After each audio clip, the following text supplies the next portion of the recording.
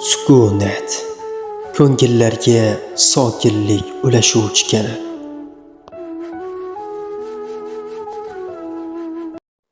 Instagram asirasiga aylangan Ummu Kulsumning ibratli hikoyasi. 2-qism. Bir kun qizlar masjidda yig'ilishdi. Masjidda bir ayol, "Shu yerda bir quti bor. Ichidagi kitoblar bizning ishimizga yarashi mumkin. Qarab, olib kelasizlarmi?" dedi. Ayolning gapi tugamasdan, "Ha, albatta biz borib kelamiz", dedi Ummu Kulsum. Va dugonasi bilan aytilgan joyga borishdi. Ichida ajoyib bir his bor edi. G'azab to'la ko'zli yigitni ko'rish umidi bor edi unda. Axir Allohning uyi-ku masjid. Albatta keladi, deb o'ylardi.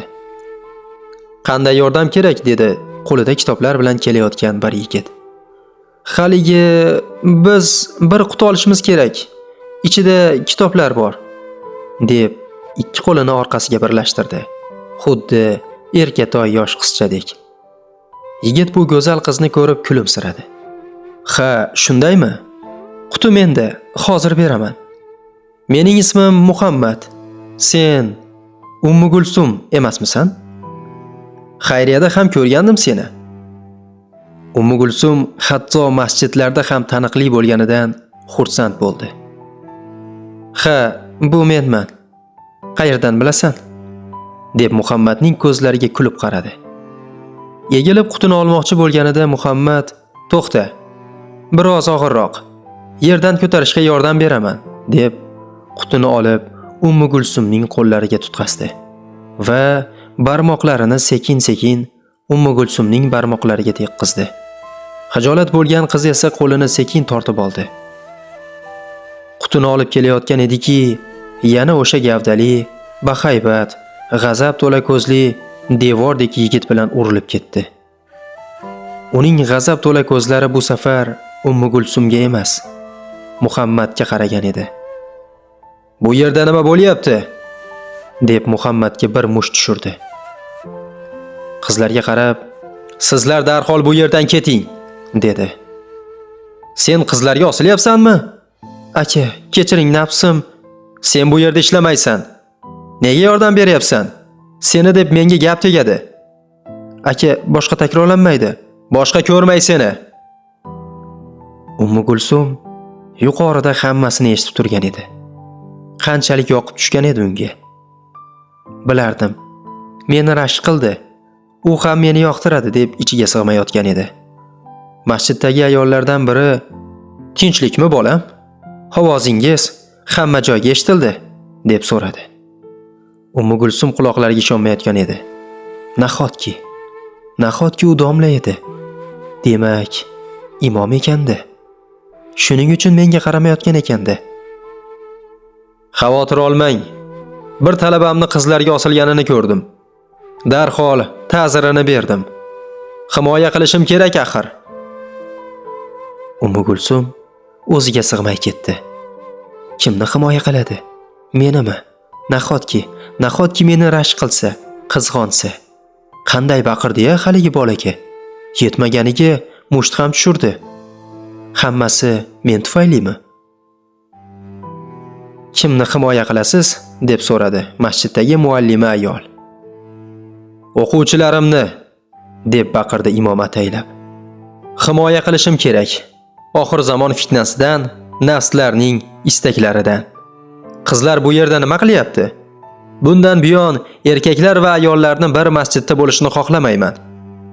Qizlar kelib mening o'quvchilarim bilan bemalol gaplashishlari mumkin emas." "O'zingni bos, imom o'g'lim, jahling chiqmasin. Men o'zim qarayman ularga."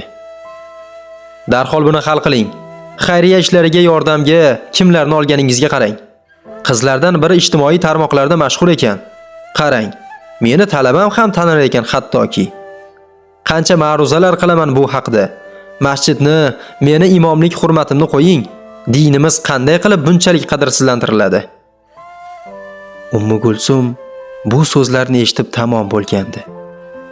Rashk qilib, meni himoya qildi deb o'ylagan odami u haqda qancha gaplar gapirgan edi. Ummu Kulsum bunday haqoratlarga o'rganmagan edi. Hamma uni yoqtirardi axir. Darhol uyga keldi. Oyog'ida mador yo'q edi. Men haqimda nimalar dedi? Haddini bilmaydigan imom, deb jahli chiqdi. Endi Ummu Gulsumning Instagram sahifasi yanada aktiv holatga kelgandi. Rasmlar, videolar ko'paygandi. Musulmon qizlarga qo'yilgan har xil qonunlar, taqiqlarga qarshiman. Nima? Endi bir qiz hijob o'ragan bo'lsa, erkaklar bilan hech ham gaplashmasligi kerakmi? Rasmga tusha olmaydimi? Dugonalar bilan bemalol chegaradan chiqmagan holda kechgacha aylana olmaydimi? Modaga qarab chiroyli kiyina olmaydimi? Yosh katta ayollardek kiyinish kerakmi? Qanday bema'ni va johilona tushuncha bu? Kabi nafrat to'la so'zlar qoldirardi.